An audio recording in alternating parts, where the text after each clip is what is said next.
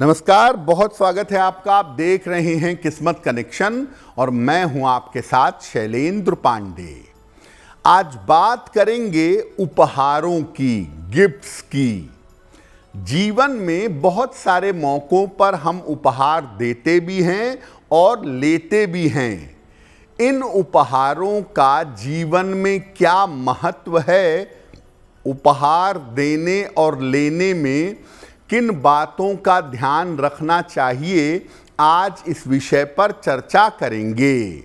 सामान्य जीवन में हम लोगों को उपहार देते भी हैं और लोगों से उपहार लेते भी हैं। उपहारों के देने और लेने का ज्योतिष में क्या महत्व है? देखिए, उपहार किसी व्यक्ति के प्रति अपना सम्मान बताने के लिए, व्यक्त करने के लिए या भावनाओं को व्यक्त करने के लिए दिया जाता है। कभी कभी उपहार इसलिए भी दिए जाते हैं कि किसी व्यक्ति का सहयोग हो जाए। उपहार लेने और देने में हमेशा सावधानी रखनी चाहिए, क्योंकि गलत उपहार देने से संबंध खराब हो सकते हैं। उपहार में भावनाएं इन्वॉल्व होती हैं और गलत उपहार से संबंध टूट सकते हैं। सही उपहार देने से रिश्ते मजबूत होते हैं और अपने को भी जो उपहार दे रहा है उसको भी लाभ होता है। उपहारों की जो पैकिंग है, किस कागज से आप पैकिंग कर रहे हैं, वो बहुत महत्वपूर्ण है। कौन से रंग का पैकिंग पेपर है, काले रंग का है, नीले रंग का है, सुनहरा है, प्रिंटेड है, कैसा पैकिंग पेपर है, ये बहुत महत्वपूर्ण होता है। उपहारों पर हमारी चर्चा जारी है, लेकिन आपको बता दें कि कार्यक्रम के अंत में हम बताएंगे एक लकी टिप के बारे में और एक सक्सेस मंत्र के बारे में। आप प्रेम से, सम्मान से, सहायता के लिए किसी को उपहार देने जा रहे हैं तो उपहारों के लेन देन में क्या सावधानियां रखें, किन बातों का ध्यान रखें। उपहार में नियमित जो वस्तुएं प्रयोग की जाती हैं वो वस्तु देना हमेशा शुभ होता है। सजावटी चीजें, डेकोरेटिव चीजें कम से कम देनी चाहिए। ऐसी चीज दीजिए जो डेली लाइफ में प्रयोग हो सके।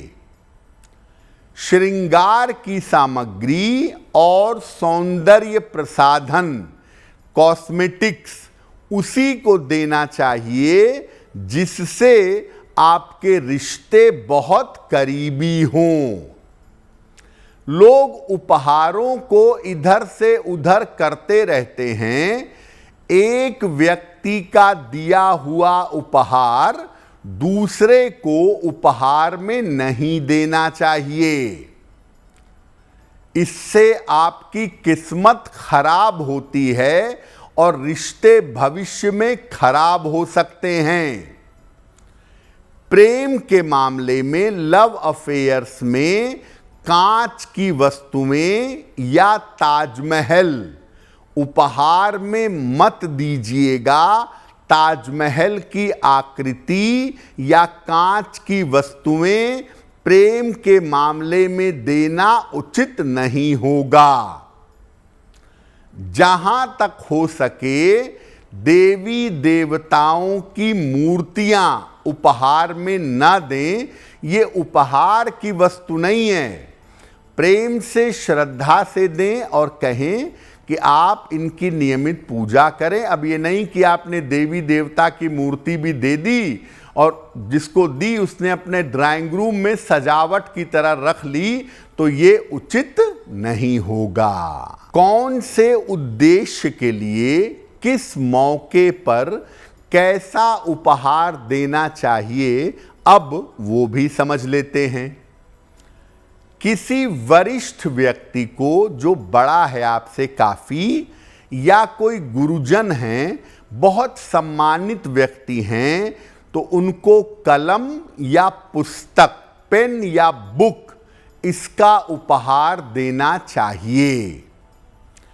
प्रेम के मामले में सुगंध भी दे सकते हैं। ज्यादा बेहतर होगा सुंदर कपड़े, फूल, आभूषण, ये उपहार में देना ज्यादा अच्छा रहेगा।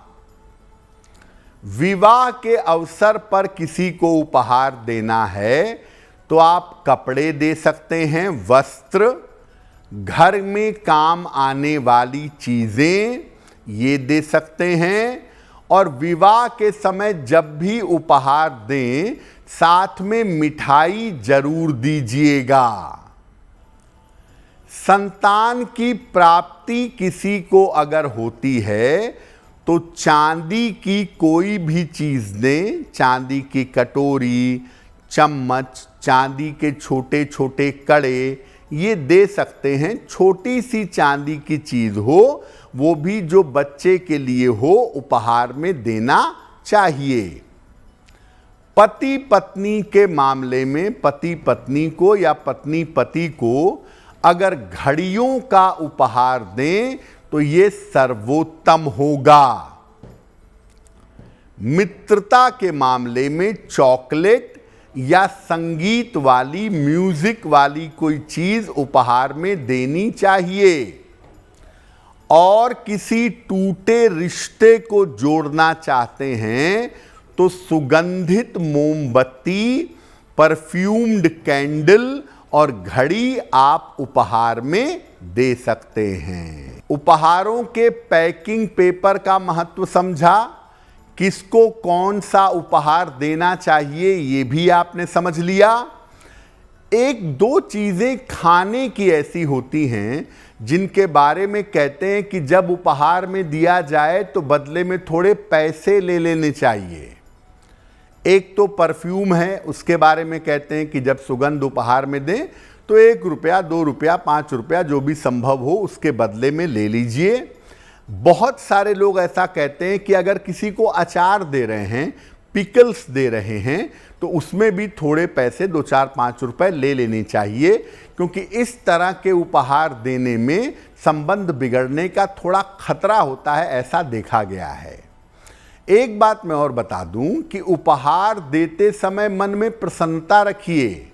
मन में गाली देकर, मन में अपशब्द बोल के कि मजबूरी में देना पड़ रहा है, ये कह करके उपहार देंगे तो उपहार जिसको देंगे उसका भी नुकसान होगा, और जो उपहार दे रहा है उसको भी मुश्किलों का सामना करना पड़ेगा। आज हमने आपको उपहारों के बारे में बताया। एक महत्वपूर्ण बात मैं बता दूं कि उपहारों की पैकिंग में काले पेपर का प्रयोग कभी मत करिएगा।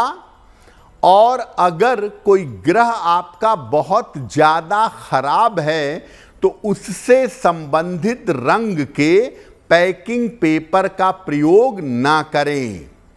कुछ समझ में नहीं आ रहा है तो सफेद रंग के या सिल्वर कलर के पैकिंग पेपर से कोई भी उपहारों की पैकिंग कर सकता है।